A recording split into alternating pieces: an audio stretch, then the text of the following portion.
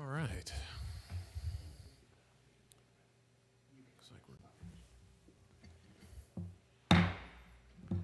Well, welcome everyone. We'll call to order our meeting of the Public Safety Commission for May 5th, 2025.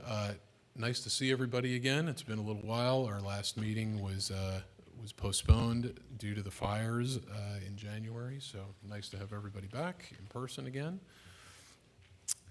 Looks like we've got a full house tonight, which is great. Glad everybody was able to make it. We can begin with our Pledge of Allegiance, if everybody can rise and face the flag.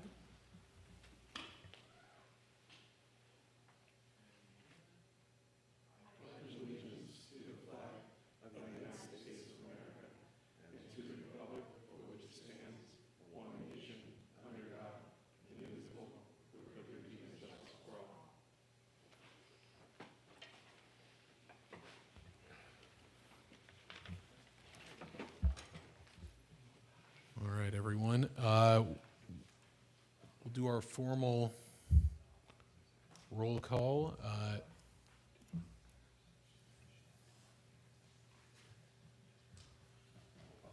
Good to go. All right, we'll start our formal roll call here. We can just go down the line. Brian. Joe Chilco. Norma Citron. Matt Sladoff. Sharon Boucher. Jeff Pirano. Jay Patel. All right. Thank you again, everybody, for coming in tonight. And hopefully everyone has had a chance to review our agenda tonight. We're getting a couple of hard copies as we go. Were there any questions or items to update on there from anybody? If not, I'd ask for a motion to approve the agenda, and we'll move forward. Second. Third. Very good. All in favor of approving our agenda for tonight? Aye. It's unanimous. Thank you all. Since our last meeting, which was quite some time ago, we've changed things of the order of our meetings a little bit. So based on that, we will begin with our partners for our agency reports. So we'll call up Deputy D. Matteo. You want to kick us off, please? Good evening. Good evening. Thanks for having me. It's been a minute. Glad to be back. And I have 6 months of stats for you guys. That's a lot. So what I've done is I've broken it up into the last 3 months of 2024 and the first 3 months of this year. And the last 3 months of 2024 had 89 Part 1 crimes with 13 residential burglaries. That's what I wanted to focus on tonight. This is what the basis of the meeting is going to be on. The first 3 months of 2025, we've had 15 residential burglaries. So I wanted to go over that. I do have some good news to report. 2 weeks ago, deputies patrolling the city of Agora Hills stopped a vehicle for a traffic violation, and that stop ended up resulting in an arrest of 3 individuals of South American origin with false identification, burglary tools, and warrants for residential burglary. So they're in jail. That's great news. So also, because these burglaries have been an issue, I have gone to several different HOA meetings and meetings at the senior center and other meetings, safety or security assessment meetings at personal homes in Calabasas, which I did today before I came here, up in the Calabasas Hills neighborhood. I'm spreading information about these burglaries and helping residents harden their homes against burglaries. So we've been very active in education and letting the community know that this isn't something that's going away anytime soon. It's not increasing per se. We get on average 4 or 5 a month in the city, which is unfortunate. But it's definitely not increasing. It's just a steady stream of burglaries occurring in the city. So that being said, I just wanted to talk about that real quick, instead of boring you with stats, there's a lot of stats. I could go over 89 Part 1 crimes and et cetera, but I'm not going to do that. I just wanted to, this is just a PSA. Who's responsible for the steady string of burglaries in Calabasas? So these are professional burglary crews from South America who are coming up here and committing these crimes. Who's the common target in the city? These are homes inside gated communities that back up to open space. And how and when do these, how and when do they do it? So these burglary crews will utilize open space behind homes, such as hiking trails, green belts, drainage ditches, hillsides, and golf courses to get to the back of your community. This typically occurs during dinnertime hours or dusk. Once the target has been picked, they'll sit and watch the home. If the home appears empty, they'll make their approach through your backyard. They commonly target second-story master bedrooms by climbing up an attached awning or balcony or stacking outdoor furniture. These crews will smash the master bedroom and then ransack typically the master closet because that's where all the goodies are. What are they looking for? They're looking for cash, jewelry, precious metals, and firearms. And so what can you do to protect your home? Since entry is typically made through your backyard, I recommend sufficient lighting, motion-activated lighting, and cameras in your backyard. The lighting and cameras should be high enough in your backyard so that a criminal can't come and tear them down from your house. The cameras should have the capability to sync up to your cell phone in the event you receive a notification while you're out of your house. So that way, if you do get a notification, you can tap into your security cameras, and if you see somebody in your backyard with a hoodie and a backpack, you can call the sheriff's station and give us a fighting chance. If you have security cameras installed in your backyard, I recommend getting them hardwired into a LAN connection in lieu of Wi-Fi. And I say that because burglary crews have been caught in Calabasas with Wi-Fi jamming technology. They just put it in their backpack. Once they get into proximity of your house, your Wi-Fi connection goes down, and therefore you have no more cameras. Let's see. Ensure when you leave that all windows and doors are locked. That's an easy one. Very easy. Remember to set your home alarm, if you have one, before you leave. And always make it look like someone's home. So these crews are targeting homes that appear to be empty. So if you leave on lights and you make it seem that you're home, or you program your TV to turn on at a specific time at night while you're gone, they're more than likely not going to make entry. They don't want confrontation. These crews are now, I know everybody, a lot of people, a lot of the home security assessments I've been to in Calabasas, a lot of people have safes, and that's great. It's awesome. But I can tell you that these crews are now cutting through commercial grade safes. $10,000, 6-inch steel, 6-inch thick steel safes they're getting into. Because if they know they have time, they're gonna take that time to get in it. So if you have a safe, great. It's not doing much anymore. I recommend putting your valuables in a safety deposit box or in an area like in a hidden compartment within your home.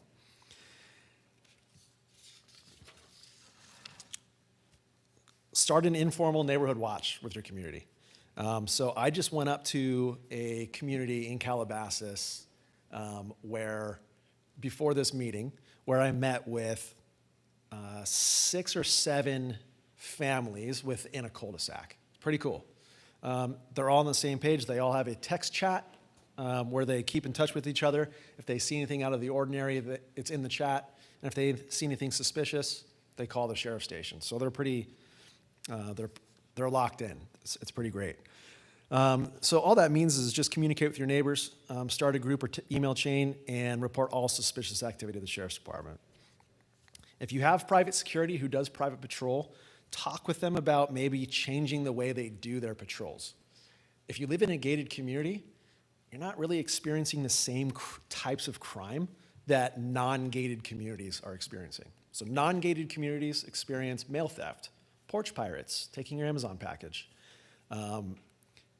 and vandalism and other things, and stuff with like road rage and stuff like that. So gated communities are pretty well maintained and controlled. So if a security guard is just doing laps in your neighborhood, it's not really doing much. So maybe talk with them, see if they have the means or capability of patrolling the perimeters and outsides of your communities. Now, what's the sheriff's department doing about these burglaries? So I talked about the 3 arrests made in Agora last week, which is great news. Proactive policing and high visibility goes a long way in catching these thieves, just through simple traffic stops. Crime trends are always discussed at the beginning of our shift. So if there are a string of burglaries in a specific neighborhood, deputies know to go over to that area and to give it a little extra attention. We utilize technology and partner with private security to monitor for burglary activity in open space. And finally, I already touched on this. I go to HOA meetings and I provide security assessments for homeowners if they need help. And I'm always willing to provide the community with knowledge so that they can better protect themselves against burglaries. So that's a big one. Residential burglary is a big hot topic right now. I would say that that's one of the main things residents are concerned about. So I'm happy to answer any questions you guys have about residential burglaries or talk about it in more depth. One more thing I did want to discuss was the e-motorcycles. That's another thing that the community has problems with. And the e-motorcycles, those vehicles are not allowed to be on public roadways. The DMV will typically register those vehicles as off-highway vehicles only. So they can go to trails or in designated parks that allow that stuff. So can't drive them on a city street.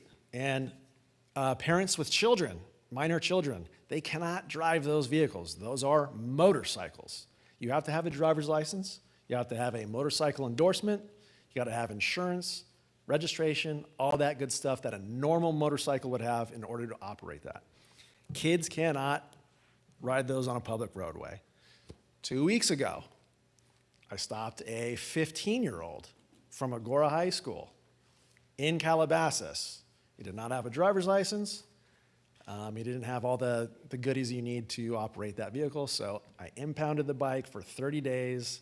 He got a ticket, and his parent got a ticket. It's not worth it. If you get a ticket, you lose your ability to get your license for a little while longer. So not worth it. Can't do it, can't ride it. And also so that the commission knows, if we go to stop an e-motorcycle and that minor child flees from us, because it happens quite often, we are not going to chase them because there is too much liability. If a minor child gets hurt because we were chasing them, that's bad news. So we just need to rely on better parenting, know that your kids are not allowed to ride these, and if they do get caught riding it, there are no more warnings. We are giving tickets, and those bikes are being impounded. Any questions, comments, concerns about this report? So if it has pedals, it's e-bike, it's legit anywhere on any street, correct? Correct. No pedals, that's considered e-motorbike. Correct. Got It's it. an e-motorcycle. It's a motorcycle. Yeah, you know, I always have a lot to say about security. It's important, and you hit on it a couple of times, that the homeowners have got to be aware of their surroundings, their home, and they have to do things for their home. If you're sitting there doing nothing, then you're inviting people in. And I can't say enough of, you know, the lights, lights, cameras, security systems, all of that. They won't prevent it necessarily, but they're great deterrents, because if it is, your house is a fortress, they're going to go to the next house that's not. Right. So I can't say enough of, and the fact that I live in a cul-de-sac as well, backing up on an open space. Concerned all the time. My backyard is lit up, we all talk to each other in Right. that neighborhood. And it's, a very informal thing, but we all know each other very well. And I encourage you all to talk to your neighbors and make sure that if you're not there or something's happening, please, see something, say something. I can't emphasize enough. I had a very close friend get hit in one of the developments a few weeks back, and I had been begging and begging, get security, get your home secured. No, I don't need to. We're in a safe neighborhood. The safe neighborhoods are the ones that are being targeted the most. Exactly. A gate doesn't mean anything No. anymore. No, it doesn't. So even though the numbers are low, and I always say it, one hit is too many, but we've got to all protect ourselves. We've got to all be smart. The neighbors have got to be smart. The homeowners have got to be smart.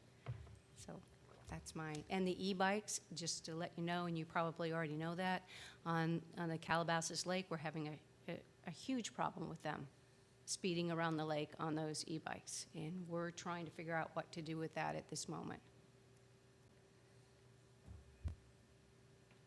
Yes, ma'am. There we go.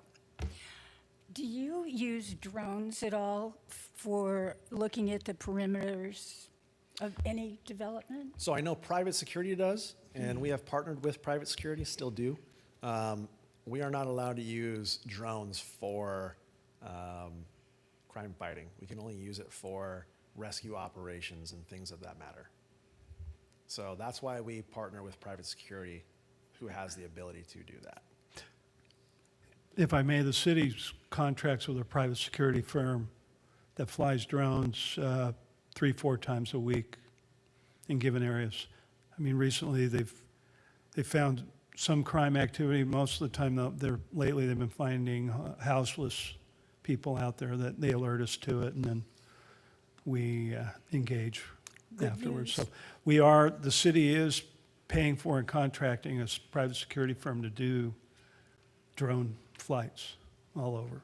Great, thanks. Well, keep going. Just a couple of things. I noticed there was a news item again, and this happened in Saratoga, where a homeowner found cameras in their landscaping that were being used to surveil him. Is that still a big problem in Calabasas? Are you coming across that? It is still a problem for sure. A big problem? Well, yes, it is. It's a big problem. We have found individuals who are posing as landscapers, and they are installing cameras in your front yard, and they're waiting for you to leave. They're watching those cameras, waiting for you to leave, and then when you leave, they will break into your home. So Okay.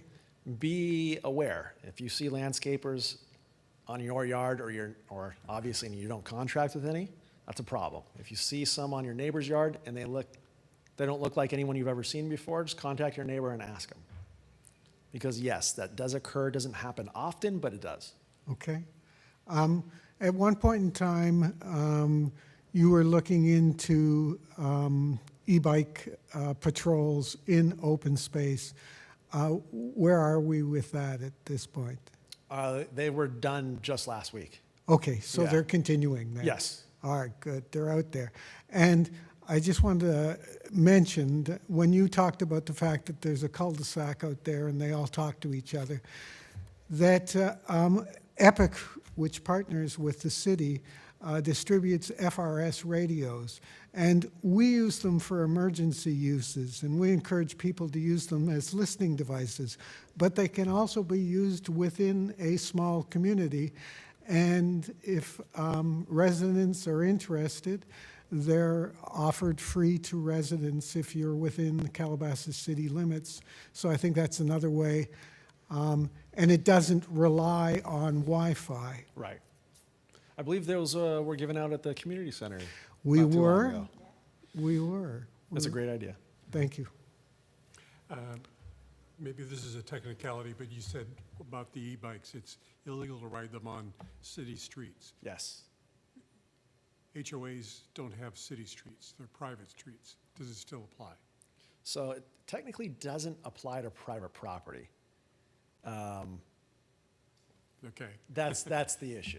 Yeah. So when you have a security guard, I mean, the thing is this, if it's an area, if it's just private property, that private property has to be vehicle code enforced. So signs have to be posted for us to enforce a traffic stop, right?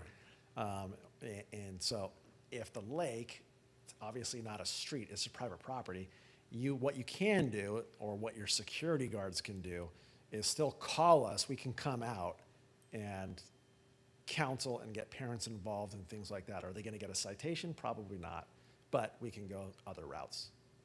Okay. And this isn't a question that's. Brian, can I say one thing on that? We put them on our gates. We put the signs, vehicle code enforced. And so the security company was actually works for the city, can do, give tickets for red curbs, blocking driveways, things like that. They can enforce your rules. Yeah. For your HOA. And Yeah, so, our gonna be HOA a- has that as well. It's going to be a little more difficult to enforce traffic laws around the green belt on the lake. Yeah, It's no. still private property, so we can still go the trespassing route, get parents involved and things like that, but And in fact, to this point, we are putting signs up around the lake saying that e-bikes are prohibited. perfect. And this isn't a question, it's an observation on your December summary report.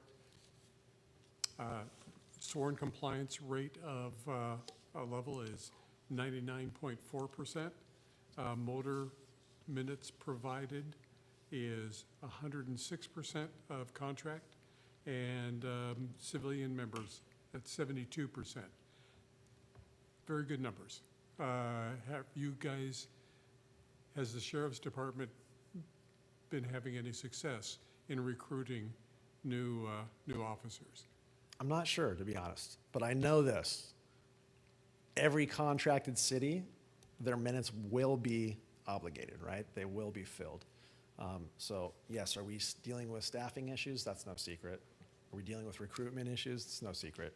But contract minutes will always be filled. Okay, thank you. I have a couple other questions about the reports that were unrelated to the things that you reported on. There seemed to be an uptick in collisions involving pedestrians. There was one each in the month of January and February 2025. So I'm just wondering, do you have any information on what areas these are happening in? I don't. Okay. I can refer you to traffic services, sir. Yes. The traffic division at our station, Sergeant Jim Aarons, he's a great guy. If- He is our traffic expert. Okay. And I can get you in contact with him. You can contact him outside of this meeting.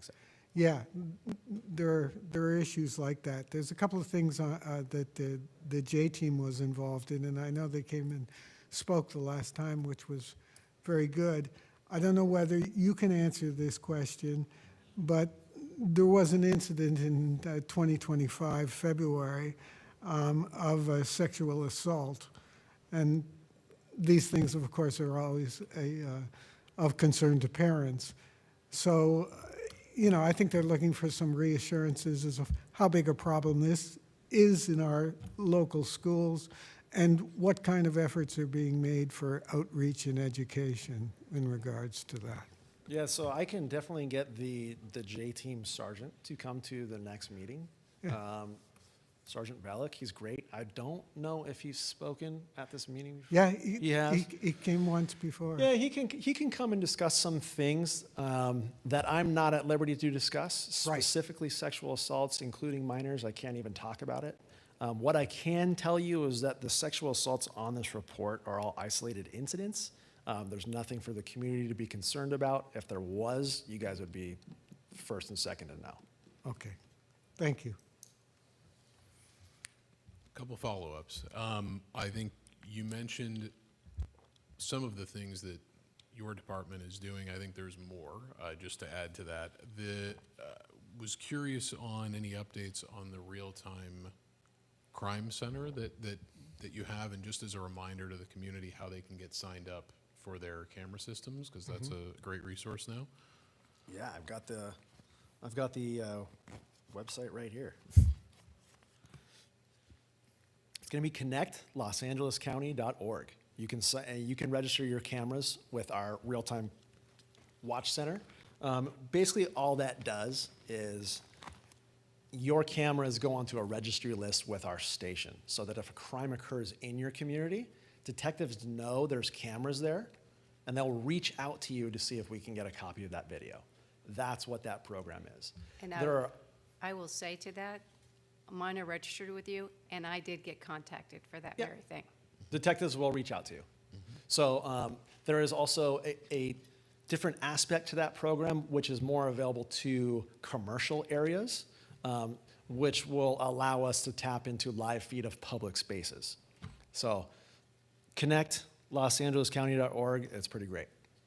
Great. Yeah, it's a great resource. I know hopefully more and more people are signing up. Just a couple of additional things that we've talked about in some of the crime expos we've spoken about it here too. And as we read in so many of the crime reports that we have, many of these residential burglaries are around smashing a window, smashing a slider, whatever it might be. There's really fairly inexpensive window film that's available to the community from vendors that it may not stop somebody from getting in, but it's going to delay them enough, hopefully, to have a response from law enforcement. So it's just another consideration in those vulnerable places like a second story window and things like that, and it's far less expensive than potentially an alarm system on certain windows. So just another recommendation there. And as you mentioned with the Wi-Fi jamming, similar to alarm systems, many alarm systems are all Wi-Fi based also. Consider that it may be worth hardwiring some of those connections so your system works if the jammers are out there. We've talked about street racing a little bit. I know you mentioned e-bikes. Just curious if there's been any new developments on that side. I know it's a bit of a partnership also with Highway Patrol. They've got their task force. There's been some ask in the community recently, so just curious if there's any updates there. Street racing's a tough one because if you're not there at the moment, like when it's happening, you're probably not going to catch anybody because it gets loud late at night in a specific community. You call, and by the time we get the call and deputies roll out to that area, they're long gone in another jurisdiction. So it's common on Mulholland, and Mulholland Highway has 3 separate jurisdictions, right? It's got CHP, sheriffs, and LAPD all within like a mile of each other. So it's difficult to combat that. However, I know for a fact our station has cars specified for DUI enforcement, and they all will also go after street racing. So it's not something we ignore. It's something we still urge the community to call us about, but it's difficult to enforce if we're not really close. Sure, makes sense. Last item, kind of a two-part one. We talked a lot about home burglary, retail thefts still happening. I see the sheriff vehicles out there all the time near around the commons, which is great as a deterrent. Just curious again, any new developments on any of the retail theft that hits a lot of these stores pretty consistently? I know there's been some changes, and just curious if there's anything new. I know. You can Well, report. CHP has a task force, the Retail Theft Task Right. Force, right? They had that. I know they've been pretty successful.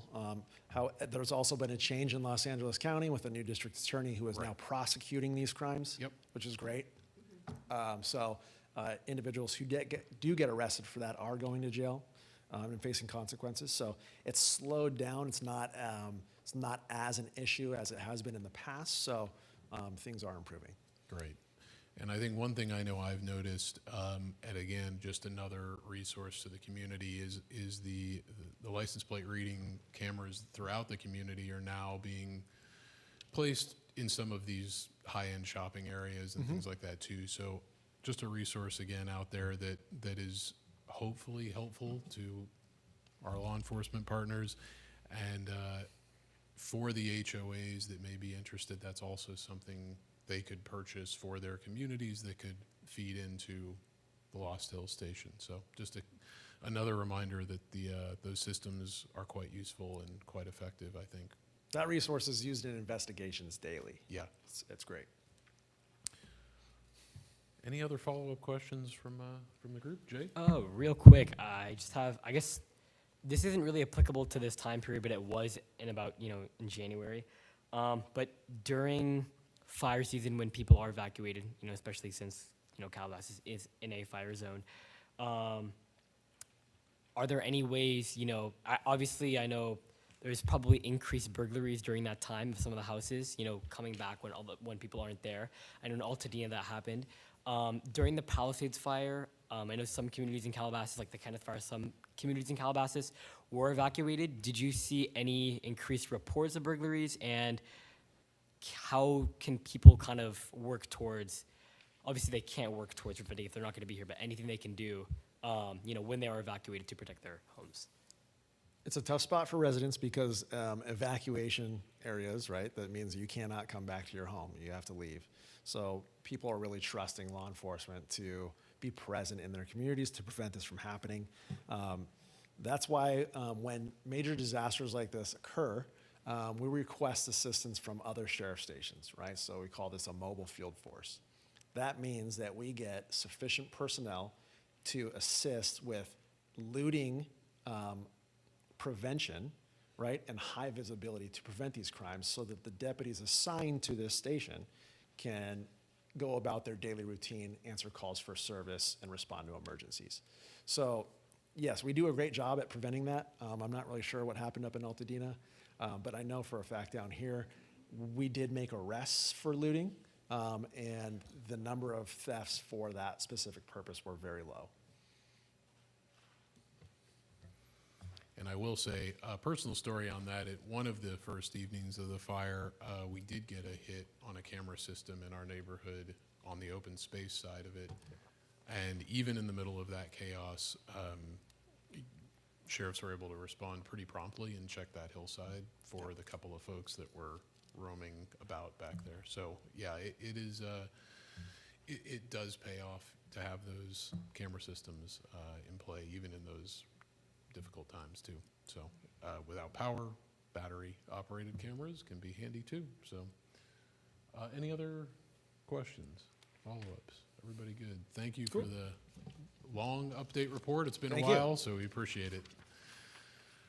All right, we'll move along with our highway patrol update. Officer Ramstead, please come on up. Well, good evening. Evening. Officer Ramstead, California Highway Patrol, filling in for Officer Cody Sturgis. He's on vacation. Well, a lot to say also. Just one note on the last thing, talking about the e-bikes and the e-motorcycles. There is a difference between them. And Officer Sturgis is actually working on a presentation to hopefully give to parents so that, as we were talking about, with better education, better information, so that parents know what they're getting their kids and the rules, requirements, stuff like that. It's very, very specific on motorcycles and the bicycles, about pedal assisting, the specific speeds, of specific power of the batteries, things like that. So Officer Sturgis is working on that because as of right now, nothing exists. And so we'd like to do presentations for the kids, young adults, and for the adults of the parents of. So we are working on that currently. Officer Sturgis has put a lot of time into it, and he's working with our senior volunteers. So just thought I'd throw that out there too, because everybody's complaining about it everywhere. So same thing, a lot of months. So we're going to compile it to pre-2024, 2025, and 2025. So October to December, there was a total of 34 reported crashes on the 101 between LA city limits and Liberty Canyon Road. 9 of the crashes had injuries, and 25 of the crashes were property damage only. Of the crashes, 5 involved hit-and-run drivers. In all cases, there was either not enough information to locate a suspect vehicle, or we were not able to identify who was driving the vehicle at the time. There were 2 DUI-related crashes. For October to December of 2023, there were a total of 52 reported crashes. So we are down quite a bit, so that's good, despite the fact that traffic is up a lot more right now, but yeah. Then January 2025 to March 2025. January to March, there was a total of 40 reported crashes on the 101 between LA City and Liberty Canyon. 23 of the crashes had injuries and 17 were property damage only. Of the crashes, 6 involved hit and run drivers. 1 driver was located and arrested. There were 2 DUI related crashes.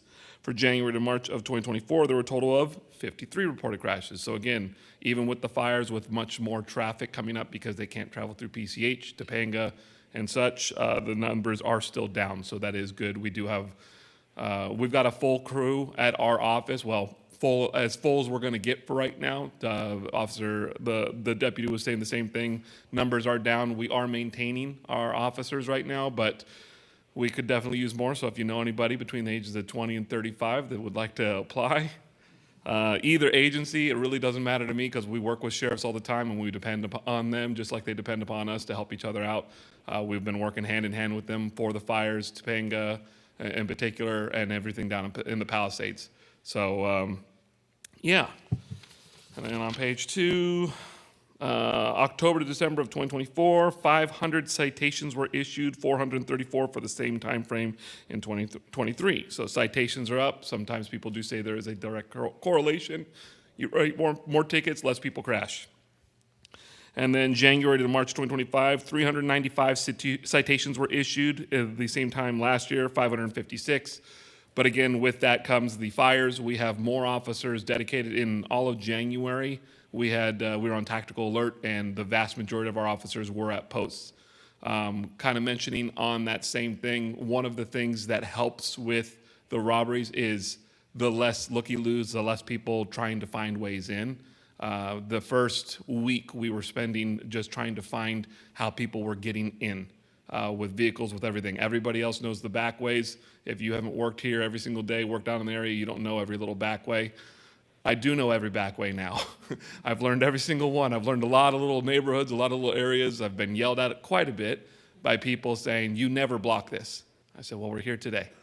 So reducing the amount of people that have the back ways, those back ways are used by less favorable people. And so we were happy to to fill those holes, and the fire department appreciated it a lot because they didn't like almost getting hit by cars. We had our officers working with the deputies down in the areas that were blocked off, and we were chasing people out and chasing people around too. We caught plenty of people, people posing as newsmen and saying that they were reporters and all sorts of stuff, and really they were stealing things and taking things in and taking things out.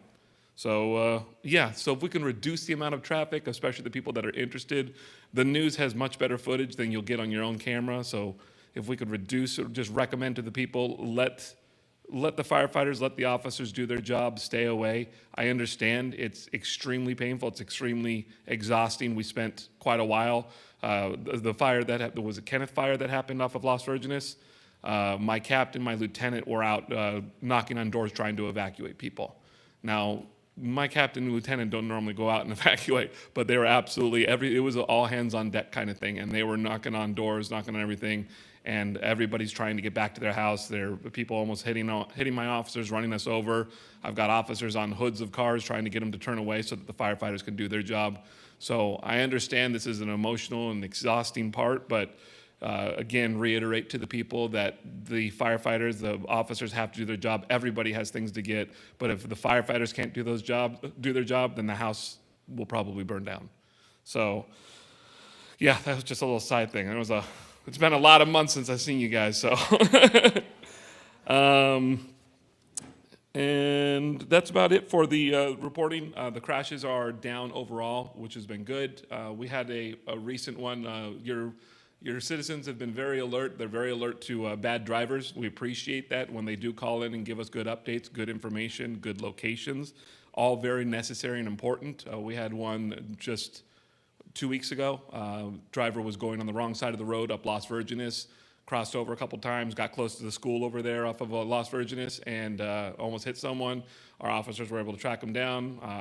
We called out a couple officers. It was a older truck, single cab, and had one of those tailgate campers on the back, and there ended up being 7 more people in the back of the camper, everybody under the influence. So we issued a lot of citations. We found a couple warrants and arrested the driver, and was able to get the vehicle off the road before he did happen to hurt someone. So Then that was thanks to the citizens calling in and giving us good information of where the vehicle was, what it looked like, license plate. That information desperately matters to us, because if you just say it's a truck and it's going, I think it's on, it's going north, that's very difficult to work with. So just thank you for all the fine citizens out here being so alert and paying attention and giving us the information we need, because you guys really are our eyes and ears. Any questions? Great, thank you for that. I don't have any questions, but I was really glad that you gave us the perspective of going through an emergency situation from a first responder. Because people forget that you're just like us, only your job is, to do something about it. Yeah. And yes, it's very helpful when people get out of your way. I know people that were in the areas that you talked about where the officers were going through knocking on doors. And the situation was terribly gridlocked, but if you can't get out, they can't get in. Exactly. That's the problem. So, yeah, it's a tough pill to swallow, but I think that it's all part of what the public's responsibility is in these situations. We're all in it together. Thanks very much.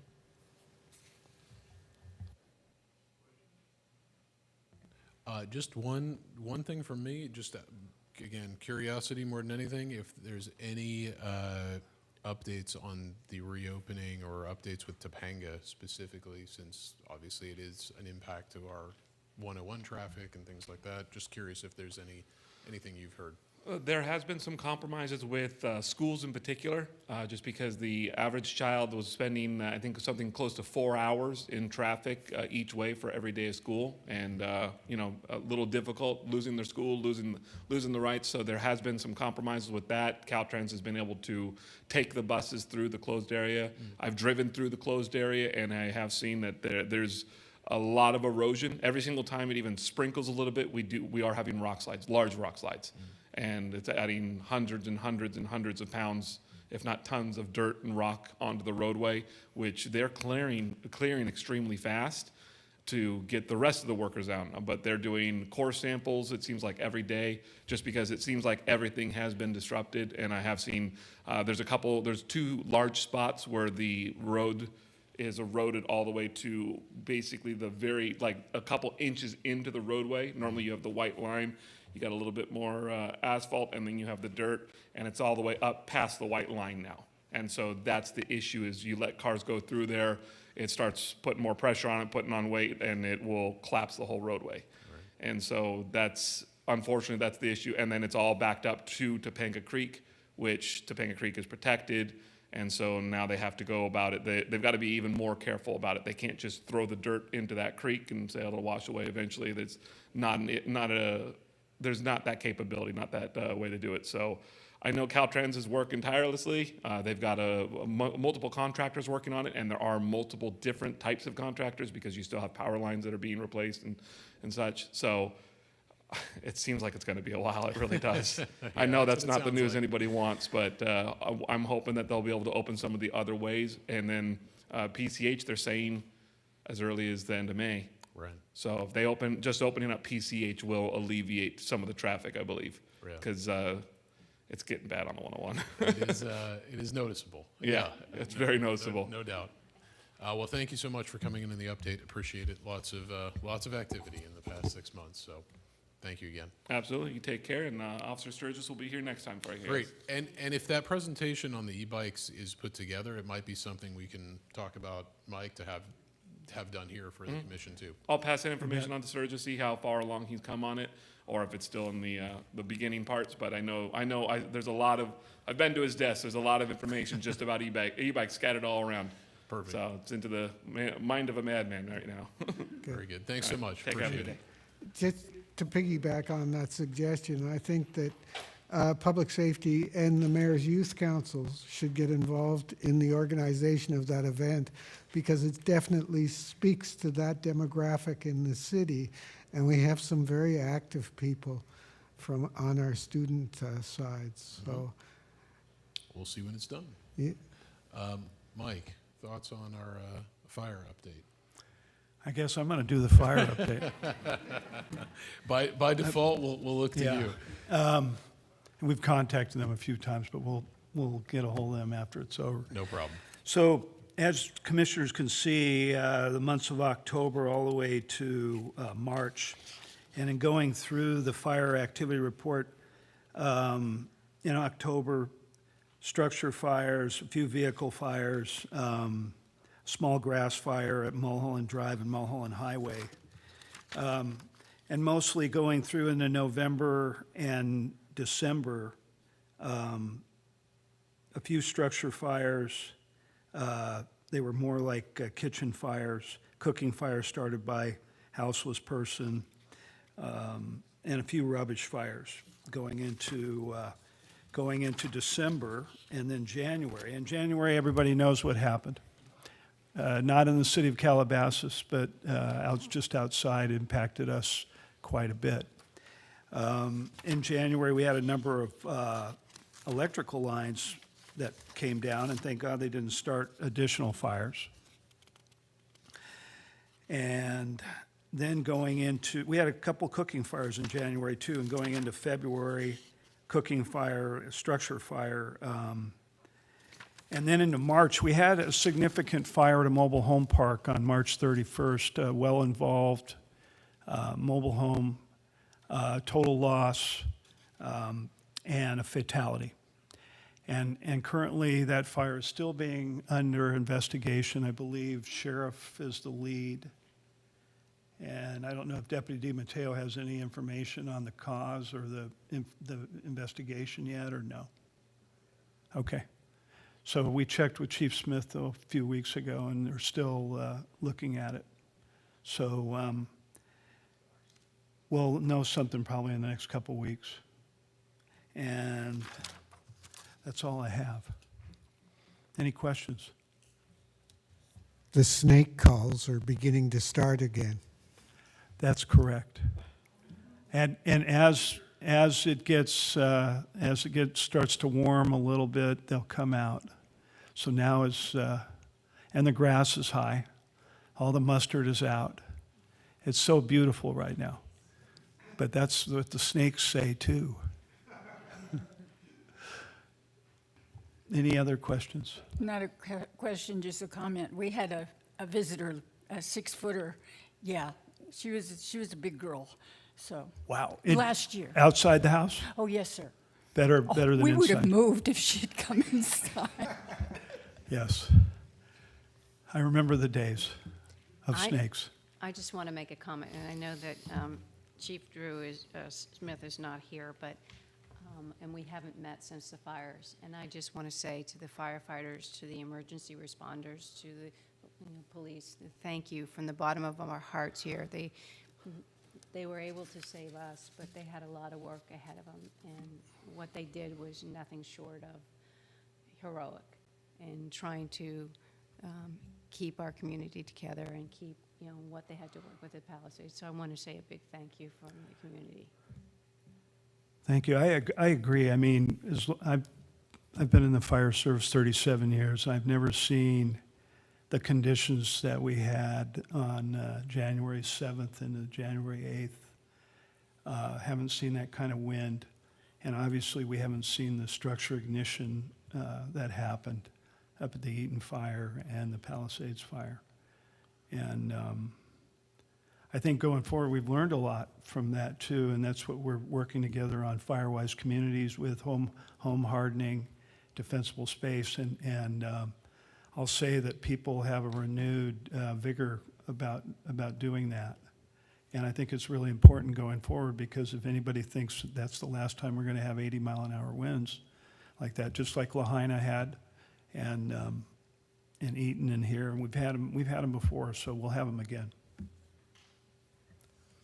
There is one thing I'd like to say. There's a documentary called Resilience. I'm not sure if you've heard it yet, but it just came out. So it's pretty good about the Palisades and Eaton fires, and really good to It is very good. see what they went through. Is pretty intense. There's also a good PBS documentary on the LA fires too, and it talks about one of the driving points for me, even being around a long time, is the structure ignition and how structure ignition occurs. And that this really was not a wildfire except for maybe the first 20 minutes in a lot of cases. Once it gets into structures, it just mowed down structures. And if anybody, it's just like Lahaina. Lahaina's got very high humidity, right? You wouldn't think anything is dry over there, but once you get into structures like it did, it went from structure to structure to structure. So I think a lot of us have learned a lot about how important home hardening is. Home hardening, start with your home. And there'll be more to that. Brian and I have been on the trail, on the Firewise Trail for the last 6 months, and I think there'll be a lot more to come. But start with your home. There's no holy grail or any pot of gold at the end if you have sprinklers on your roof or helipods out there or any of this stuff. You have to start with your home. Thank you. Yes, we are hot on that trail. One of the things we constantly need to kind of correct when I'm talking to homeowners is that, yes, there's a potential for insurance reductions, but that's not why we do Firewise communities. The reason is it's an organized way to get more and more homeowners doing home hardening. And if I harden my home and Sharon hardens hers, then she and I are protected. Now, if we can get Norma to do it as well, and Joe feels embarrassed because he's being left out of the party. Now suddenly, we've got a. What about Jeff? Jeff. Everybody with the J. J as well. So the importance of fire-safe communities shouldn't be overrun by insurance, because insurance companies are insurance companies. They're in the business of making money for their shareholders, and they may or may not adjust their premiums according to what the state does. But so what we need to hammer home is that home hardening, there's no substitute, and we just need to be doing more and more of that to protect the city. And thanks for your efforts, Mike. Well, yours too. Brian, how receptive are people with like changing out attic vents when you go around and do like the 1/16 mesh? Are they willing to do that? Are you guys pushing that? Yes. Yep. Okay. Yeah. And I mean, That's a big part of it. As the embers are going 80 miles an hour horizontally through the air and pelting everyone's attics. If you don't Yeah. have those mesh or those Vulcan vents are also pretty good. Vulcan's a manufacturer that makes vents yes. that you can install. I'm They're- curious if you're having good luck with that. There's a couple of good products out there. We stay out of recommending product. We recommend solutions. The 1/16 mesh makes a lot of sense. It's basically a screen door mesh that you can pick up at Ace or Home Depot. And you don't have to crawl through your underspace or through the attic space to install it. You can just staple it in from the outside. It's very true. And the vents have proven to be effective one time. But typically, when that heat comes through and they lock up, then the only solution is to replace them. And they're not inexpensive. I think they're like, $2,400 to $3,000 a piece installed. So it, maybe less than that. But yeah, you have to do what you have to do to protect your home. I'll add one thing on behalf of Chief Smith, I believe this Saturday is their fire service day at the local stations. So great time for the community to go out, see the local stations, thank their firefighters, and just be part of the community that way. It's a great event. I did it for many, many years with our kids, and highly recommend it. It's at Fire Station 89 off of Canaan. Great. Yep. Yeah. I'm waiting. I have a speaker card here.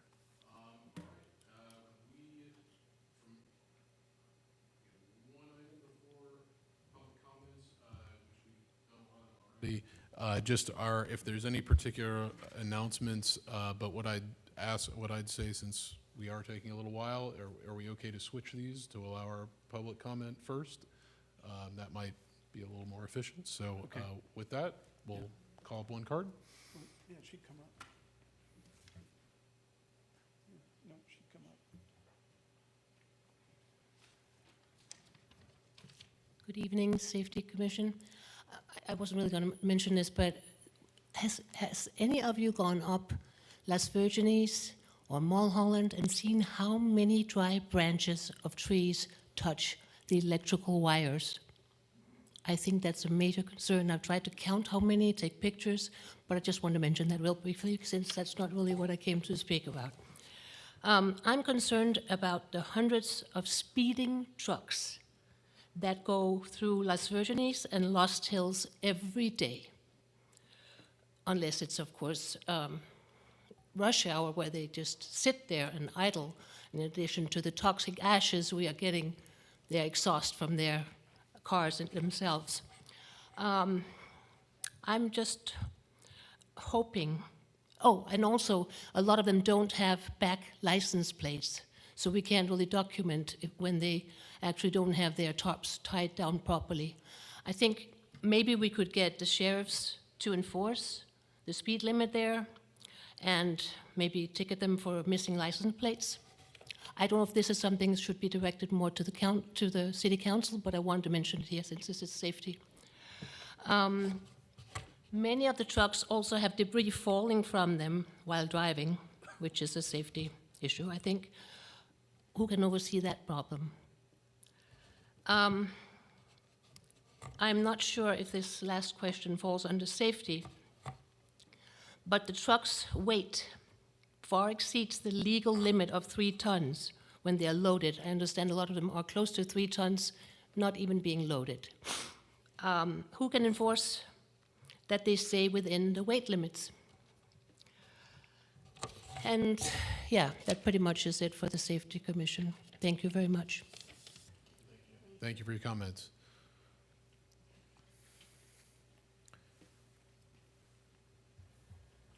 If the protocol is the same as at other commission meetings, generally we don't respond to public comments, but we note them and we can pass them along to people. Is that what we're doing today? Yes. Okay. I know that the other protocol is generally to ask the speaker to identify themselves by name and the city they live in. I realize we only had one, and I happen to know Jeanette, but but for the record, if you would. Sorry, Jeanette Moltke, Calabasas. Thank you. Thank you. All right, and that was our only speaker for the night? Yes. Thank you. All right, we will take a quick pass of any announcements from the group. I know, again, we've covered a lot already.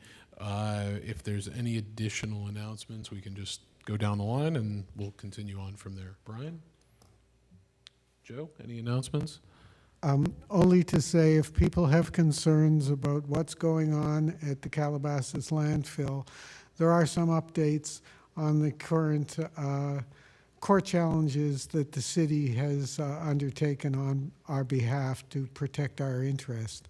And I encourage people to check the city's website. City Council member James Bazagian has also been posting on social media, in particular Nextdoor.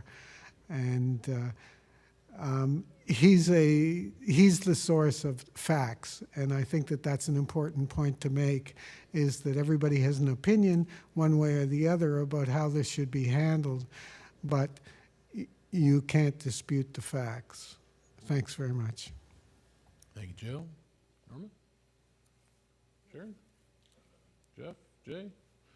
Just a couple quick notes from me, and then we'll move along. A formal welcome in person to Sonia, our new city public safety coordinator. While we missed Debbie Larson's departure, we've all thanked her many times over, but again, a thank you to her for many, many years of service to the community. And only other note, which goes along with some of the conversation with our sheriff's department, as we roll into the summer, and people take vacations, people are out in the community, just remember to use the resources available, contact sheriff's department for when you are traveling or away from home. They may be able to assist you with some periodic checks of your home and residence area. And again, while traveling or just out shopping, don't make yourself a target with leaving valuables visible in your car. It is the easiest way to get your car broken into if there's a guarantee that there's something good sitting inside. So just a reminder from that. All right, let's move along to our calendar.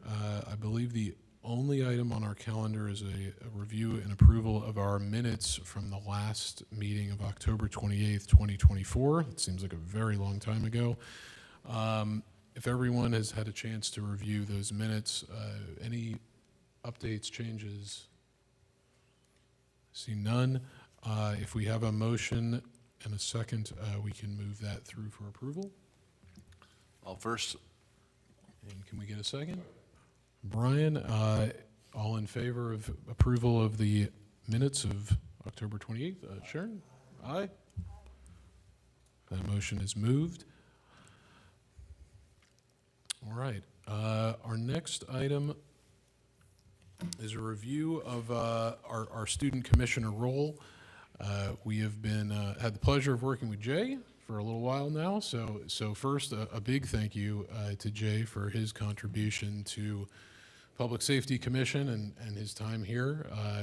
And I'd imagine that we will ask for an update from you, but as school is starting to wrap up and life changes, we'll wish you the best. But any remarks or notes from you before we move forward? Yeah, I mean, I have obviously stuff from the student safety, aspect of it that I'll kind of bring up in the subcommittee reports. But I wanted to thank all of you guys for making kind of this, amazing experience for me, at least to kind of get involved in my city and have a meaningful role.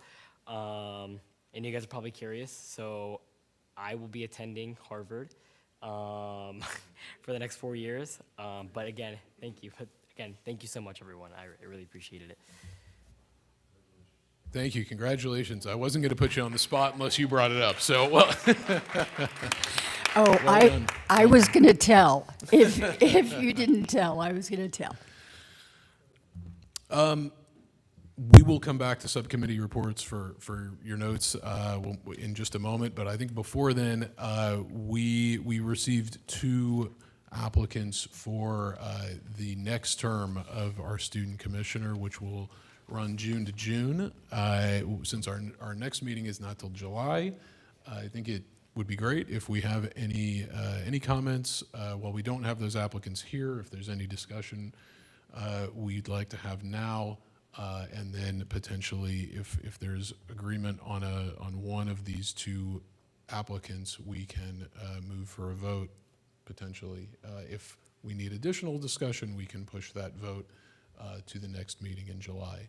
But we do only have 1 position available, as do all commissions. So with that, I'll kind of open it to the commissioners if there's any discussion points on our 2 applicants or any questions that Mike or Sonia may be able to address either.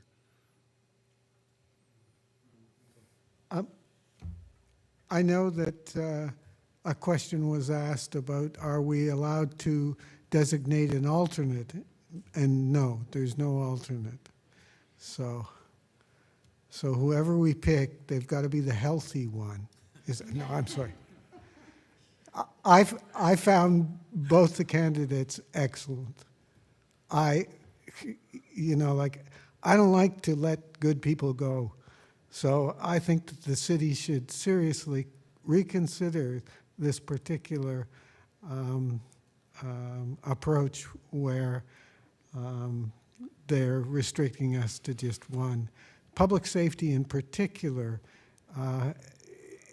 really needs input from the younger demographic, because we're hoping one day you're sitting here doing this, because one day we won't be. And we certainly appreciate the involvement of the students. I don't know if you want to talk about choices now or whatever. Yeah, no, this is the time. So Okay. if there's commentary on either of our applicants, let's talk. And then if there's a motion to be had for approval of one of those candidates, we would look for that vote. So- Well, I'll let other people make any comments before I pick anybody. Thank you.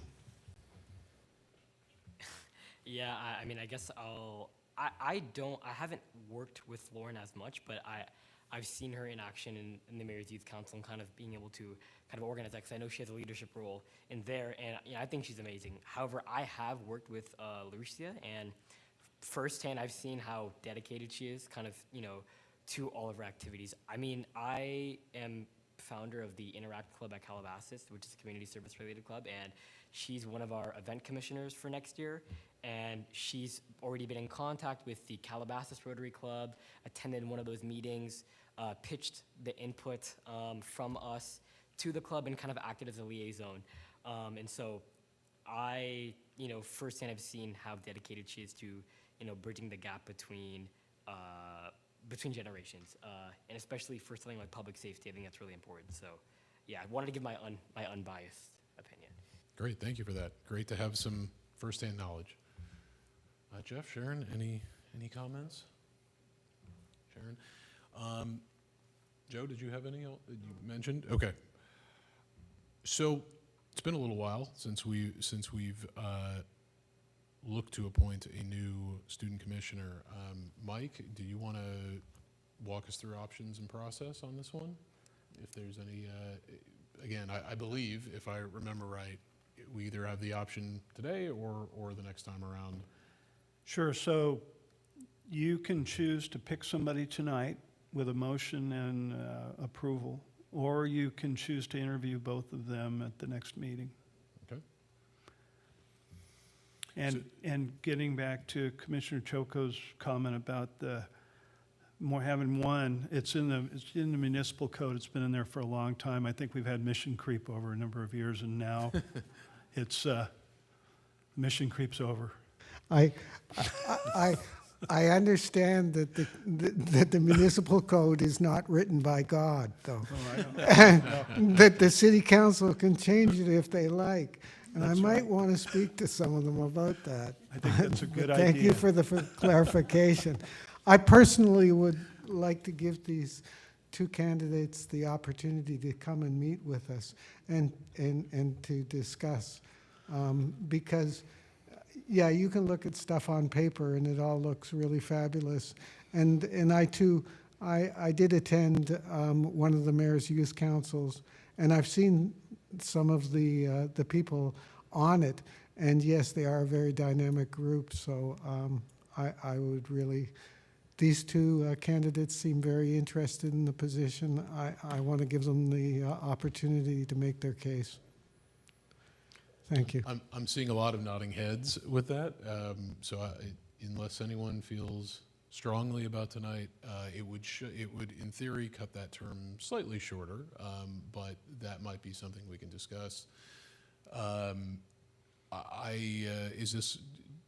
a motion needed for this push, or is this just a decision? Yes, a motion's needed. Got it. Okay, so I will ask, it sounds like we are looking for approval to push our two candidates to our July meeting, have both of them invited in to speak to us directly, answer some questions, review their qualifications, and then we would take a vote at that time. So I will look for a motion and a second for that.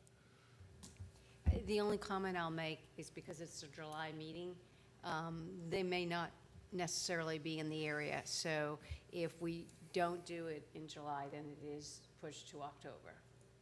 Sounds good, and we'll let them know as soon as we get done tomorrow. Let them know they'll do a quick little 3-minute presentation, tell the commission about themselves, and then open it up. With that in mind, if for some reason one or both is not available for the July date, would they be allowed to submit a video for the review from the commission? I'm going to have to find out. Fair enough. Put you on the spot. Just a thought, just in case, to Sharon's point, they're not available to come in. I think we could, but let me check. Yeah, fair enough. So with that, What are we looking for? A motion or a second? I think a motion to start. Oh, okay, whatever you just said. All right. How's that? Well, I'm so technical. fair enough. And do we have a second on pushing till July? Second. And that's from Jeff. All in favor? Aye. All right. That's unanimous. We will push our interview and vote for student commissioner to our July meeting. We'll follow up if a video is available if they're not able to come in. Matt, I have just a quick question. So are we able, like, so say, obviously you're saying cut into their term, right? Because kids they want to get involved. Yep.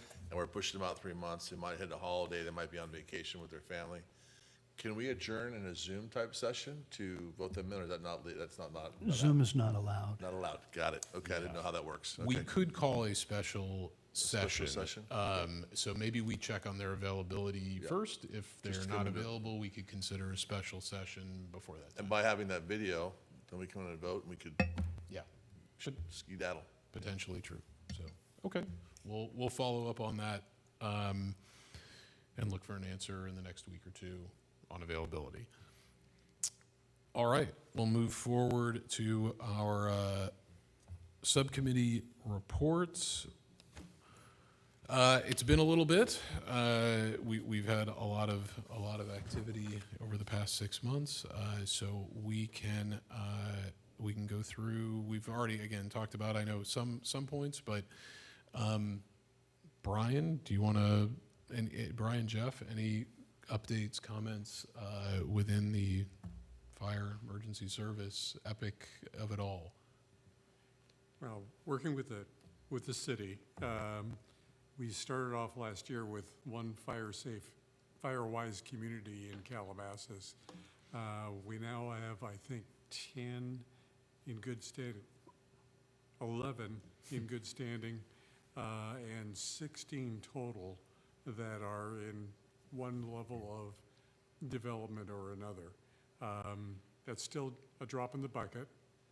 We still need more representation from the west side of the city, which doesn't need an HOA, just a group of neighbors who want to participate in a Firewise community to step forward and let us know. And the process is essentially as painless as we can make it. We've been getting positive feedback from the committee members who have participated in it, and it's going great. We're real excited. That's all. Great, thank you for that. It is, this is the time. Don't wait till another fire. This is the time to do it. Jeff, any updates on your side from fire safety? Good, thank you. Jay, you had a few updates. Feel free. Yeah, so I have a few updates from December that I wasn't able to present at the January meeting. But I did give a presentation about a potential collaboration event between the Public Safety Commission and and the Mayor's Youth Council. Kind of just made it like an open discussion, just to kind of see what kind of feedback I would get, what kind of ideas I would get from everyone else. And we did have a list of, doc that I did work with Norma and Joe beforehand, which I did pitch.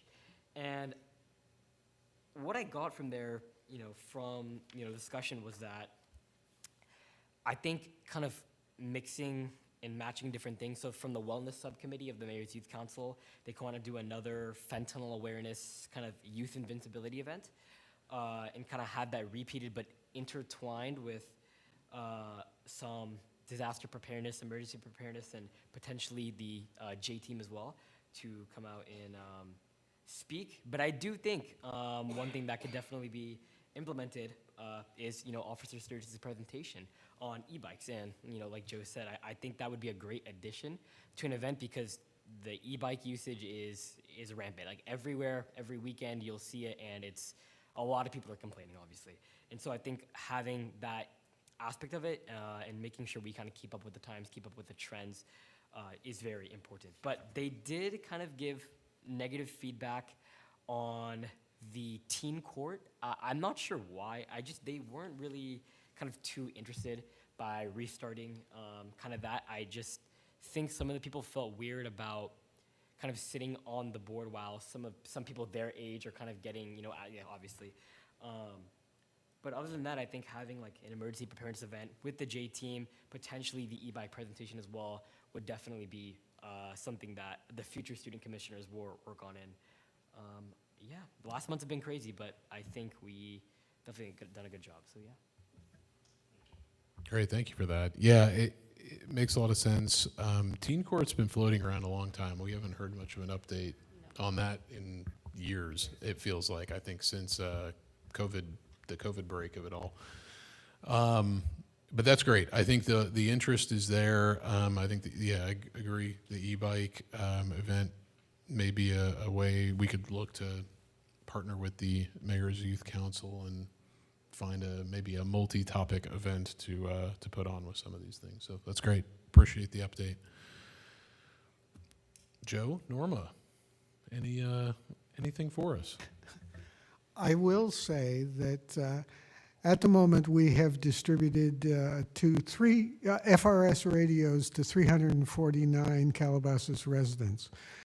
We started, and I will say started, at the Pumpkin Festival in 2023.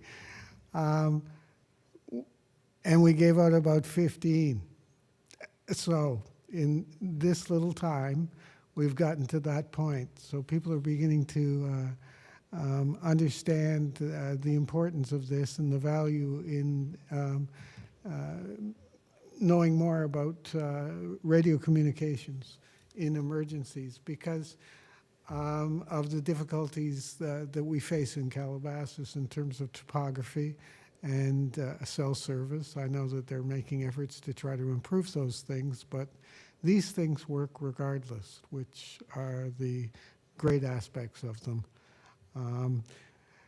I know that with the new approach, the idea of working in subcommittees that aren't hard structured is going to maybe be something that we have to let go of, and but ad hoc committees that are put together for a particular purpose for a particular limited amount of time. And we have an idea from the Outreach and Education Group, and it's right in line with exactly what Brian says. We would like to get at least 2 Firewise communities on the west side. And that's going to involve outreach and education and working with groups. And fortunately, both of us are members of the Calabasas Coalition, which is another organization within the city, and community leaders on the west side. And we think that there is interest there. So we'll start to slowly move towards that. But if we were going to put a timeline on it, I would say easily it would take us until the end of the year to make headway on this, but that's my proposal. Sorry, Mike. Excuse me, I think we're going to have one community, Brian and I are going out to this Friday at 7:30 a.m., I may say. I won't be there, Mike. I know. But it Brian only- and I will be, though. I'll be there in spirit. But we'll have one, I think we're going to have one teed up Good. this Friday. Good. Because I think the important thing is when people realize the organizational aspects we can help them with, then it's just a matter of the things that you should be doing all the time anyways. Cleaning up your garden, you know, taking off the limbs at the bottom, et cetera. The easy stuff. So, thank you. I'll be there early, not necessarily bright, okay? Norma, anything to add? Okay, great. Thank you both. Sharon, any updates on the crime law enforcement side of things? I don't have any at this time. We've done a lot of security discussions tonight. I just encourage people to be vigilant. And the radios would be an excellent thing as well, because the one thing with the radios, it does involve a conversation between those that are in the same evacuation codes, so they can talk directly to them on a line. And I think if something's going on in a neighborhood, that would be a good thing. The closer they are to each other, the better. That's fine.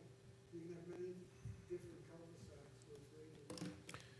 Yeah, I definitely heard very positive feedback post-January from the folks, from those 300 people, populations of them, about how helpful those radios were when there was no power, when people couldn't use cell phones, things like that. So it was a test of the system to some degree, and I think the community quickly saw the benefit of it. So no doubt you'll be getting more requests on those. Just to let you know, Epic was on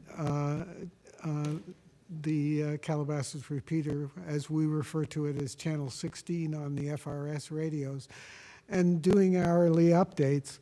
And some of the individuals that came in, the amateur radio operators, weren't necessarily from Calabasas, but they were very interested in doing it, and they were very helpful at it. So it was great to have that kind of support, and we can see how people are beginning to realize, fire doesn't know borders. Very true.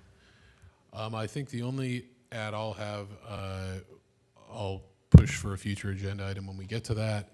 But I think most of the other comments from the crime and safety side were covered already in the meeting. So we will press forward and hand it over to Mike and Sonia for updates on our from the city. Thank you. So the January, we had a number of fires in the Santa Monica Mountains area. We had the Palisades fire, the Kenneth fire, had the Eaton fire. And I'm happy to report the training we've done over the last 2.5 years or so. The city's EOC operated in an effective, efficient manner. Worked closely with Epic. I ended up going out of town, so that was good and bad. It was hard on me, I think almost more than the people that were here. But I'm brought tears to my eyes that everybody operated well. We had an EOC open, and we learned a little bit from that. And going forward, we have EOC training scheduled for this May, but we had to cancel it due to a scheduling conflict. So I'm going to schedule something on the side with Epic to do a communications training with the FRS, and also the new radio room that we have, that we've just installed new ham radios and such in the room across the way here, and I could show the commissioners that room after it's over. And also, I'll brag a little bit about the equipment that Sonia put together in the EOC in there in a little bit. So anyhow, the fires, we learned a lot. I think it was worth probably 3 years of training for them. I think we learned that 12-hour shifts are very difficult even for this city because you have to have 12 hours and keep, and while Jeff and I came on the job doing something like that, most people didn't realize when they came here that they were a disaster services worker and they had to be here, and sometimes we had to work, we worked around family schedules and health and everything else. But I think overall, we really set a good foundation for the future. And but you don't stop there if you want to keep competent and be as good as you can be. So more training is scheduled this year. Communications was, as always, is one of the key issues. And equipment was another key issue, and also looking at hybrid models of EOCs, hybrid, remotely and in person. So we're looking at some other options. I'm old school a little bit. I like everybody here in person because you can exchange information.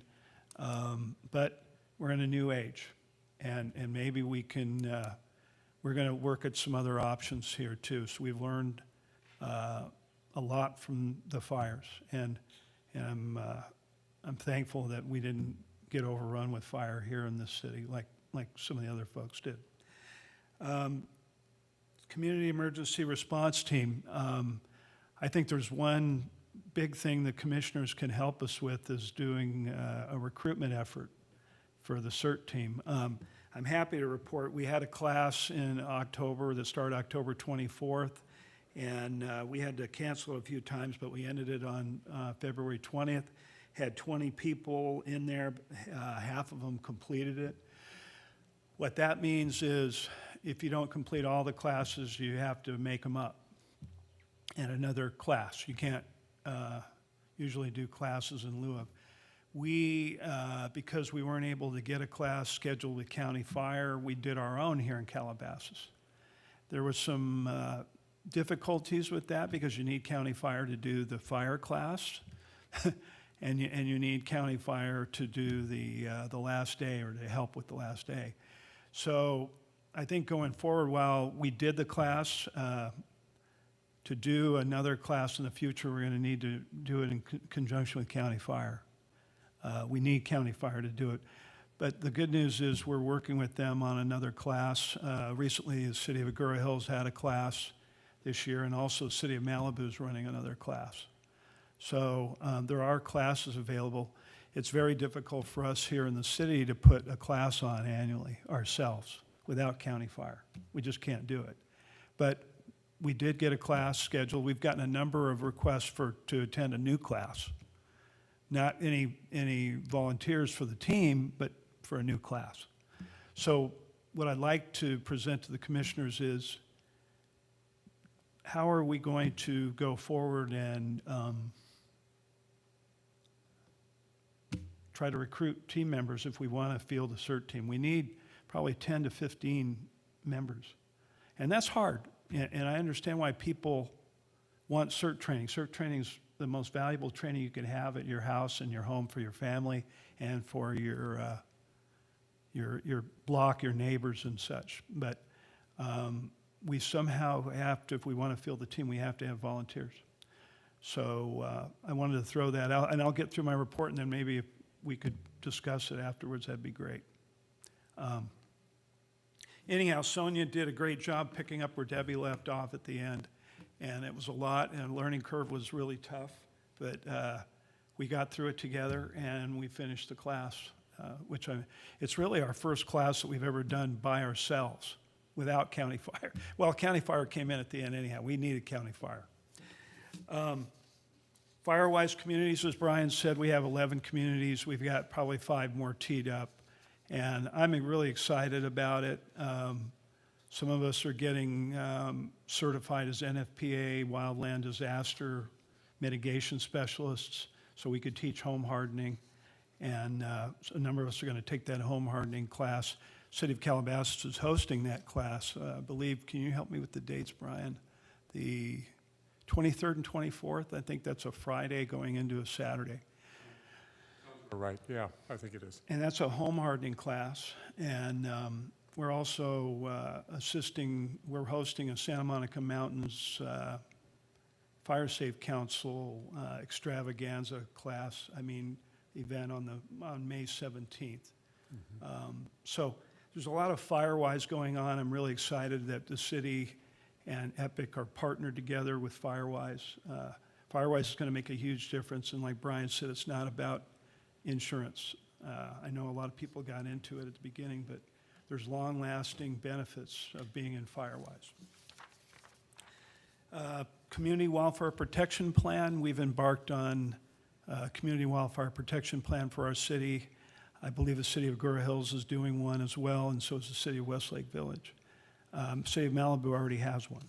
So this is about a year and a quarter, year and a half process. So a few people on the commission are involved in that through Epic and the Calabasas Coalition for community input. And that plan's going to be huge for the future in identifying mitigation projects and actions that our community can do to make our community more resilient against wildfire. Flu clinic. We are looking at dates for a flu clinic the first 2 weeks in October. We haven't decided on a date yet. I have to run that by the bosses here and figure out, how we would do it. We did last year, people had to have insurance first, and then if they didn't have insurance, the city would pick up the bill. So last year, that's what we did, and we had about 300 people last year. Wildland fire webinar. Every year in September, we'll do a wildland fire webinar with Chief Smith, County Fire. We'll probably have Firewise for sure on there, and any other topics that might be of a suggestion from the commission on that wildland fire webinar in September. FEMA disaster claims. Sonia's in the middle of a couple disaster claims. One where we claimed for money after the floods in 2024. And also we've put in a claim for some damages at some of our facilities due to the high winds, but also to try to recoup some of our EOC costs. Because our EOC, I think I forgot to mention, it was open from January 4th to the 31st, either in one capacity or another, from a level 3, which is the lowest, all the way up to a level 1, which is what we were in for about a week straight, 24 hours a day, 7 days a week here, right in this room. So it was tough. EOC training, as I said before, we're going to schedule some communications training first. I can do that without getting everybody together for the EOC training is always fun during the June and into the summer months. But we are going to do it. We're working on the nuances of what kind of training we're going to provide, but we're for sure going to work on communications with Epic and the radio room, and we're going to figure out some problems and also exercise the system a little bit ahead of time. And special projects, we're working on an RFP for security cameras at all of our facilities in the city, including our parks. And we're also looking at, we're going to put in a notice of interest with the FEMA disaster grant for generator power here for these 3 buildings. We have a generator here, but it's not sufficient to power the building enough. And also another generator for the community center, since we don't have one there. And I don't know if people heard, but that was a shelter during the fires, and we actually had to, when the power got turned off, we had to get everybody out of there. So we need redundant power at some of our facilities. And that's it. Any questions? Just a couple comments. Yeah, the communication room, Norm Goodkin was able to get a grant from Supervisor Horvath to buy some equipment. Also, he got a grant from another not-for-profit organization called Amateur Radio Digital Communications, and was able to buy a lot of really, really neat toys that also function as very professional, reliable communication devices. And now there's a space in the, just down the hall where those will be headquartered, set up for the next disaster, hopefully years from now. But yeah, we're working on it. Is that equipment portable that you're putting in? No, It all has to be hardwired. It's hardwired. Okay. Yeah, I mean, there's the equipment that Norm bought, and the city bought 3 radios as well, so there's a number of radios in there right now. Yeah, And don't ask me what they do. No, I've spoken with Norm at length. Okay. Norm's an amazing individual. I always come away going, but you understand it, right? So that's all I care about. But no, I was thinking in terms of the mobile EOC, whether there is similar capabilities or some of the redundant capabilities in it. It does. We test the mobile EOC monthly. We go out and do a maintenance check on it. Actually, the last check we did on it last month, we found the generator had needed repair because rats had gotten in the bottom of it and chewed some wires. So now we have to harden it against animal rodents. And so we check it every month, and it does have redundancy. It has a Starlink system in there, which we have a Starlink system here now for the EOC as well. So we can certainly use that if we need to. The only issue with that is you can only, it's small. You can't, it's not like here. You're going to get maybe 5 or 6 people inside it, and then you're going to have other people outside. But it has all the communications capability that we would need.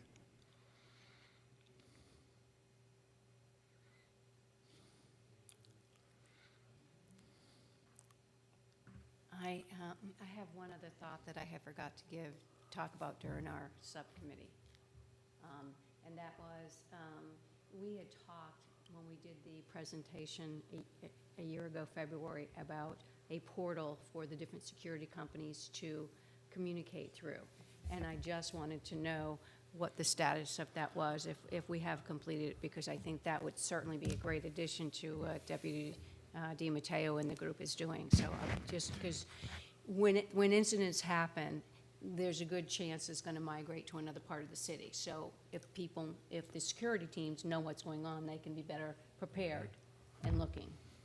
We've had quarterly meetings, and actually sheriff's in those meetings. Right. Sheriff staff's in there. We have meetings with the security company that we employ, plus some other security companies. Not all of them have made it. Right. But we have, and we try to do a quarterly meeting. Excellent. Sometimes it's stretched out, and I think we're due pretty soon to have another one. Great, because I think that's very Yep. important.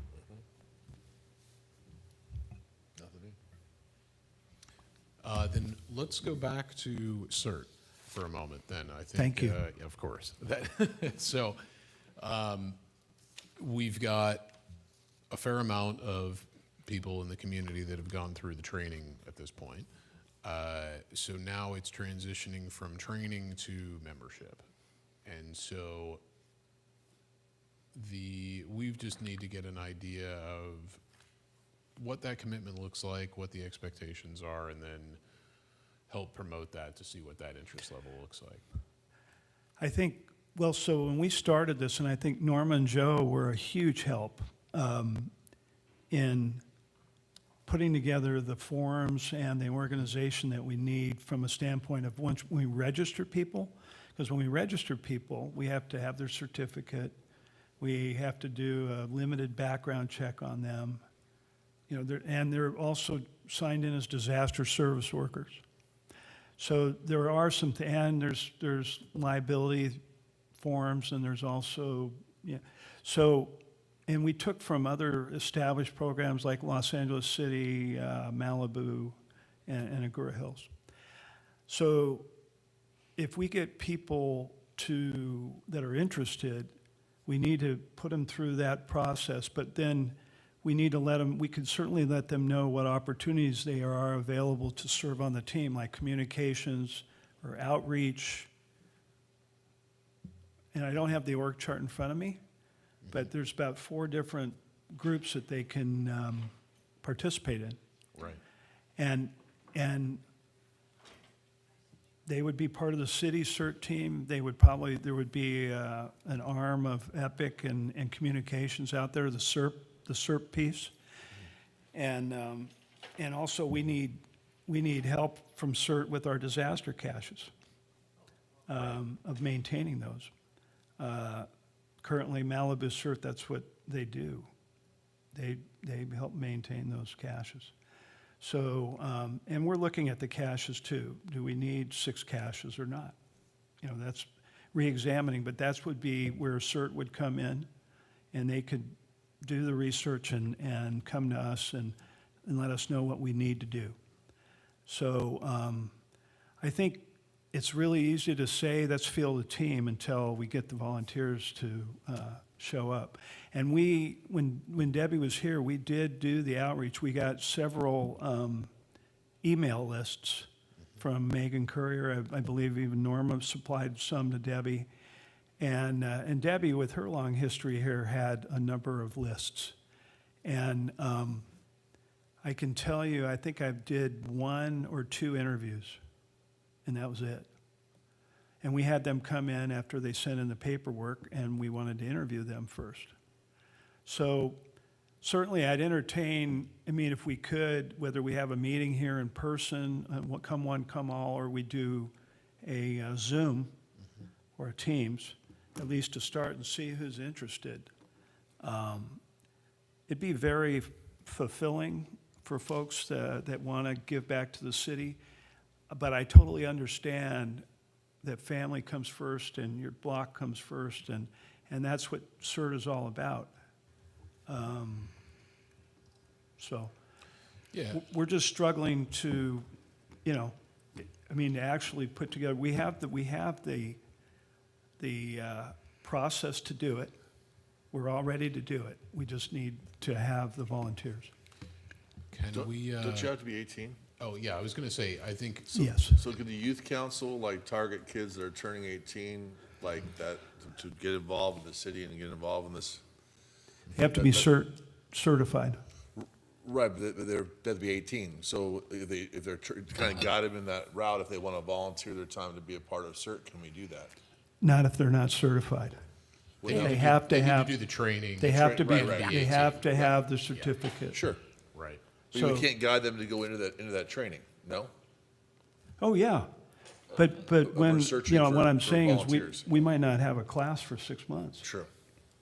Will we accept, classes, or let's say if people have taken a class in Agoura or Malibu, or they got their, we would accept that within the city, as long as. As long as they live as in, long as yeah, if they live in the completed city, that'd be, Right. yeah. Just my 2 cents. It feels like a good time to partner with our social media folks to kind of start generating some interest on basically a marketing campaign. We need on, hey, have you completed this class? If you have, here's how you can start being involved. And to your point, I think whether it's in person or a hybrid of in person and online, we offer up that moment of just a 1-hour learning session for, hey, if you've completed these classes, here are the opportunities that are now available to you. Here's what the commitment looks like. Here are the rules. Here's the form. Just lay it all out. And we'll know very quickly at that point if we've got a team or not, I think. So maybe a webinar? Or Yeah, Zoom? I mean, I think that's the easiest draw. If we're asking people to just get online versus get in the car, I think you'll probably get more. We do have a commitment from our Malibu team members and they have generously offered to assist us. When we get a group that has their certification, we could do a Zoom. They are very happy to help us, and that could be part of the outreach, recruitment. They have a team that is amazing, and that's the team that I'd like to emulate. So. They do. They have a great team. Sonia?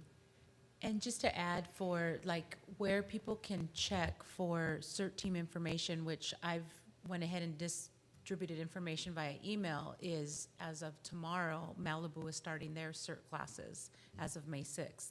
And then Agoura Hills currently has information for beginning in the month of August of this year for CERT training. Now, they can obviously have another CERT training beforehand, but I always encourage our residents to double check with our two neighboring cities to make sure that they're aware of when those CERT classes are coming up to participate, get certified, and then they can come and be part of our team for Calabasas.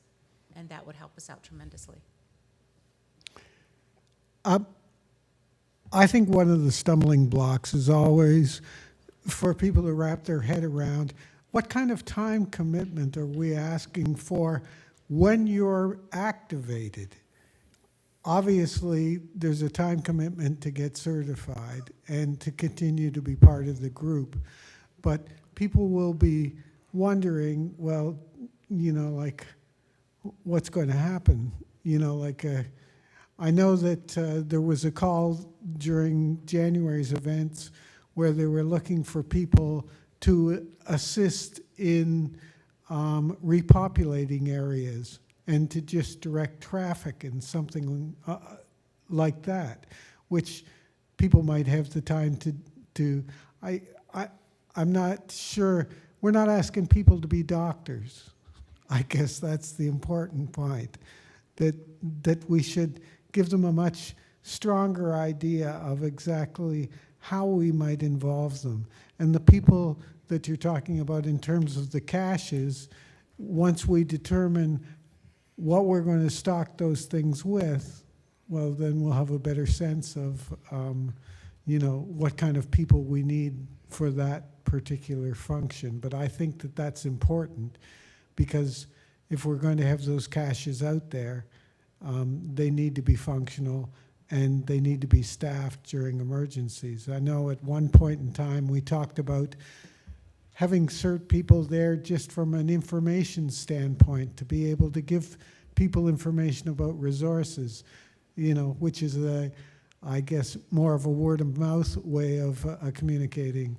But I think that those are the things that I would focus on, giving people a much stronger idea of exactly what are we going to ask them to do.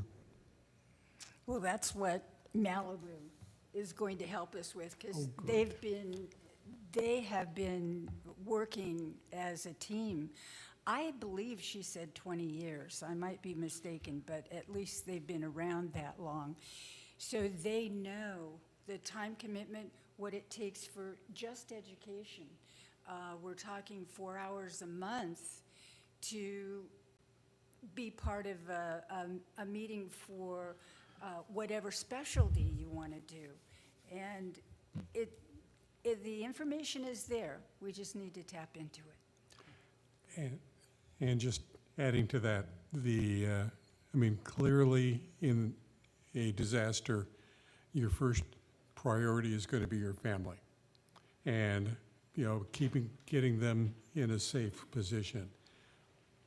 But one of the selling points of the CERT program is teaching you how to do that, and how to do that efficiently and safely for everybody involved, with the logic being that, okay, once you get your family secured, now you are a resource to your neighbors.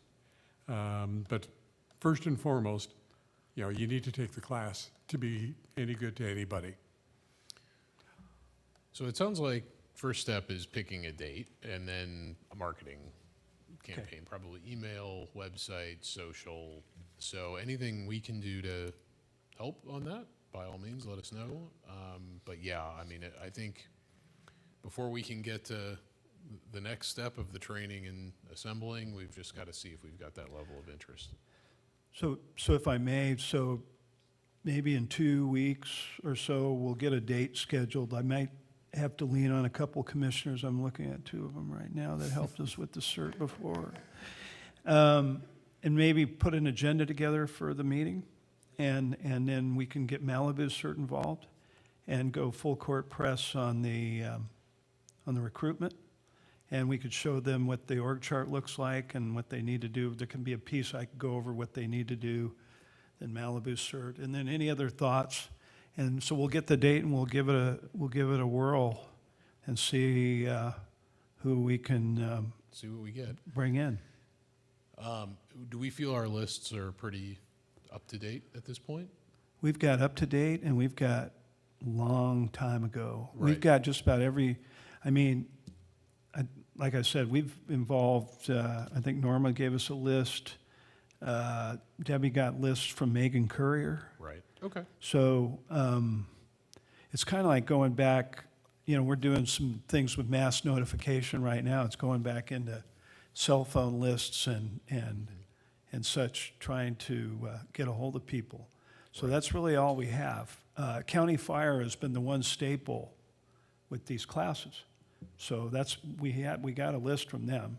Well, yeah, and I think too, if we promote it in a way that if we don't contact you, you can still log in and participate, because I'm sure people's email has changed and contact info has changed and things like that too. So I think just putting it out in the world as much as we can will further help the lists too. The other thing, sorry. Oh, we've had it on our website for, I don't know, 6 months or so. I was going to suggest the HOAs. The management companies already have contact information for all the residents. You know, it becomes a numbers game. You have to put out a lot more, outreach than what you're going to get back in terms of numbers, but Right. you need to do that. And to me, if you're picking on HOAs and they're in particular zones, you can promote it that way. Hey, we just have to be clear that we're not soliciting for a new class. Correct. Perfect. Thank you. Thank you. Appreciate the discussion and assistance. We really need to land on whether we can do this or not. I hope we can. And we're gonna still do classes no matter what. Between Agoura Hills and Malibu and us, you know, we'll squeeze County Fire to help us, and we're still gonna put on classes. Right. Because it's just really good for individual homeowners and their communities. It's getting the, you know, and County Fire obviously has a lot of commitment out there too, so. Thank you. Thank you both. That moves us to future agenda items. Before I ask for any new ones, I think we should just take a quick look at the 3 we've had on here for some time. It feels like it's probably time to wipe the slate clean, would be my suggestion, unless anyone feels otherwise. Some of these we've talked about over time. Others have kind of faded, such as the teen court, as we were talking about earlier. I would, whether motion is needed or not, I would suggest at least that we would remove these 3 tabled items and add anything new as needed. Any concerns about that? Any issues? Nope. Great. From my perspective, I think 2 things to consider for the next time around. One, we definitely need to add a commission election for July for chair and vice chair, which we can handle the next time around. I'd also think it's probably around the time we should start talking about a potential training event, as we have done over the years, similar to our crime expo, preparedness expo, things like that. Probably a good idea to add on a talking point we can get into in July for that one. Also, the student commissioner. And student commissioner, yes, we should continue to have that on there for approval. Okay. Any other new items for the next meeting? Do we have to formalize the ad hoc committee idea that I proposed? Because that's the only thing that Why don't we offline that and see what we need to formalize? I. Okay. Yeah, fair enough. Any other items, Sharon, Jeff? Nothing for the next time? Okay.